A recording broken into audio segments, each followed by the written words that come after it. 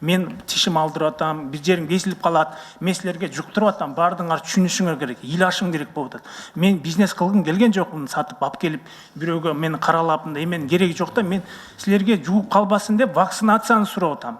Вакцинация сайдырып алгыла, коммерцияга эмес, мамлекет өзүн алсын. Мамлекет өзүн алмайынча бизнес боло берет. Качан мамлекет өзүн алганда бизнестин баардыгын токтойт эле да. Эми мен басып жүргөнөн кийин мага окшогондор 100 миңдер.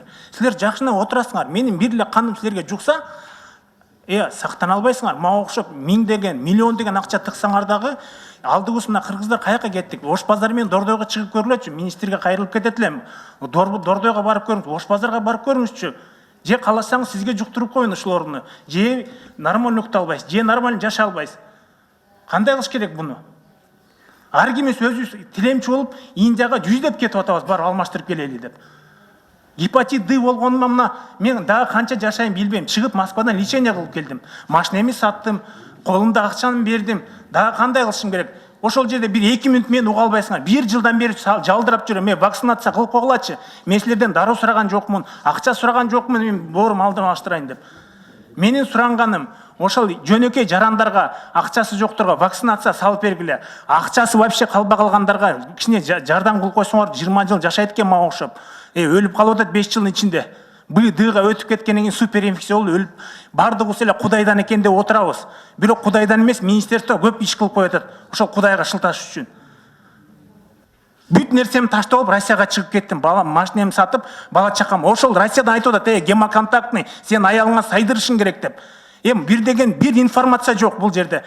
Мен ойлойм, министерство здравоохранения бир жакшы нерсе алып келет деп болсо, Фейсбукта бир барак ачты, Инстаграмда бир барак ачты. Бул жөнөкөй элдин эмеси. Мынакей менин жөнөкөй эл катары, бир бизнеске катышпаган катары менин өзүмдүн жеке оюм. Реформа кылат десе, биз сразу эле Фейсбуктан баштадык дагы, Инстаграм менен бүттүк.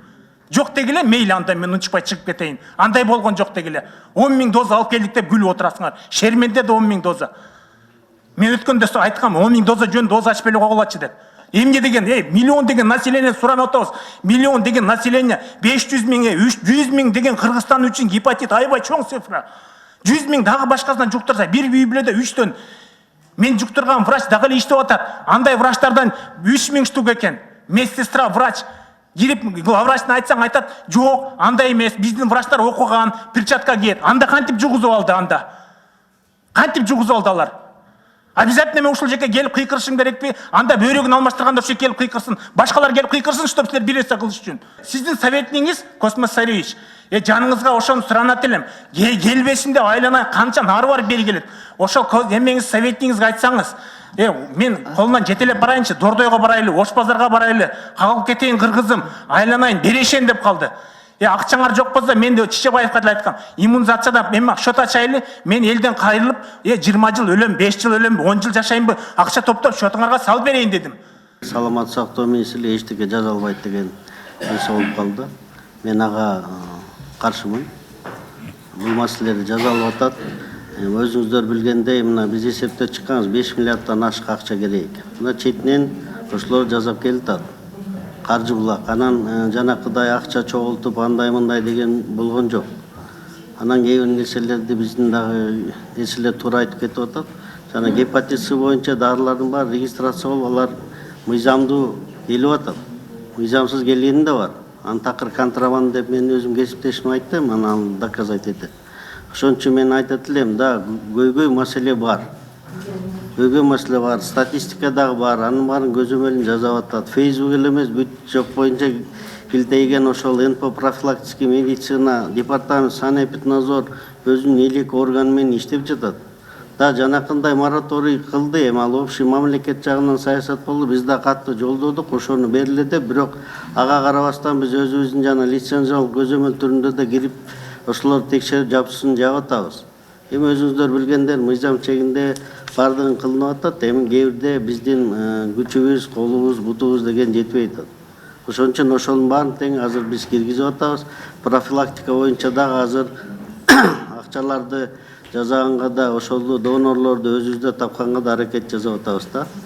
Анан такыр эле мындай кээ бир нерселер менен саламат сактоодо эчтеке болбой атат дегенге мен макул эмесмин. Рахмат Космосарович, азыр эми буту колубуз жетип жатат дебейби, ушуну аябай бир көзөмөлгө алабыз. көзөмөлгө боюнча азыр как раз ошо бизде көп орган бар болуп, мына бул жердеги эле биздин министрликке баш ийген НП профилактика медицина. Булардын негизги максаты да ошолор да. Вот. Анан бул жерде мындай чогуу отуруп, кээде мындай рекоординация болуп калган. Ошонун баарын кылып оптимизация кылалык деп атабыз. эми азыр өзүңүз уктуңуз, бул баланын баяндамасында уктуңуз азыр. Жаны кейигенден айтып атат да. Макул. Үнү кырылдап, ыйлап туруп айтты. Адам баласы аран көтөрө турган акыйкатты айтты. Өлүм менен өмүрдүн ортосундагы өкүнүштү айтты. 100 000 деген адамдардын өтүнүчүн айтты. Сиз уялбай ушуну угуп турдуңуз да актанып атасыз. Мен макул эмесмин деп. Уят, урматтуу министр. Уят. Ушул сөздү укпашыңыз керек болчу. Уккандан кийин мен кызматын таштап кетишим керек дешиңиз керек болчу. Аракет кылып атасыз деп. Ай, аракетиңизди көргөн жокпуз да. Биз коңгуроодо ушул баланы ооздон угуп атпайбызбы? Сиз аракет кылсаңыз, коррупция менен күрөшүп жүрүп атат. Андан акча түшүп атат. Ошол акчанын гепатит менен күрөшөйүк. 100 000 деген адамдар куурап баратат, кургап баратат. Аманактап калбайык деп айтсаңыз болот беле? Биз колдоп берет элек го депутаттар. Сиз көтөргөн жоксуз. Сиз мындай эрктүүлүктү айта алган жоксуз. Тек гана жооп берип коюп отурасыз. Мен макулмун дегенсиз. 2 жылдан бери иштеп атабыз дейсиңер. Ай, кире албай жүрүптүр байкуш бала. Ушул жерде айтып атат. Бүтүндө кыргыз элин айтып атат.